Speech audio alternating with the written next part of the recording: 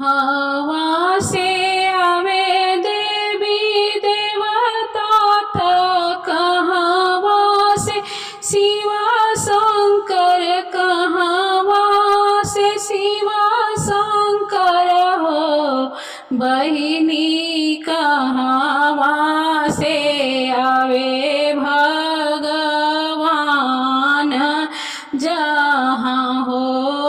मिया हो मिया महाकाई हो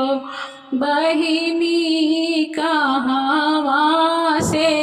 आवे भगवान कहाँ हो मिया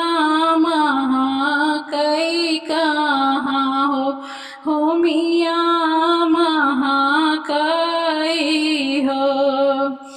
देवलोक से आए देवी देवता अवर शिव शंकर अवर शिव शंकर हो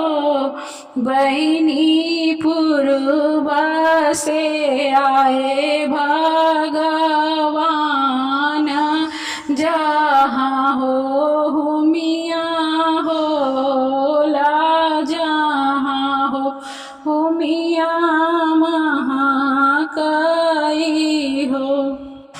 कहवा बैठाऊं देवी देवता कहाँ हो शिव शंकर कहाँ हो शिव शंकर हो बहिनी कहवा बैठाऊं भगवान जहाँ हो मिया महाकाय जहाँ हो मिया महाकाय हो।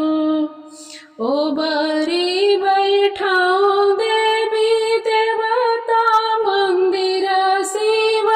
शंकर मंदिर शिव शंकर हो बहिनी अंगने बैठाऊं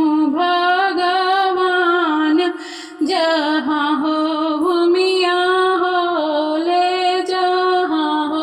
हो मिया महाकाई हो। कहो लैके आवे देवी देवता कहो शिव शंकर कहो शिव शंकर हो बहिनी कहो लेके आमे भगवान जहाँ हो मिया जहाँ हो मिया महाकाई बहिनी कहो लेके आमे भगवान जहाँ हो मिया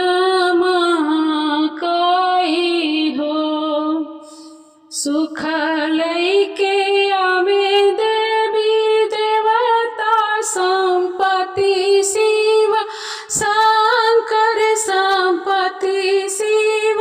शंकर हो बहिनी पुता लैके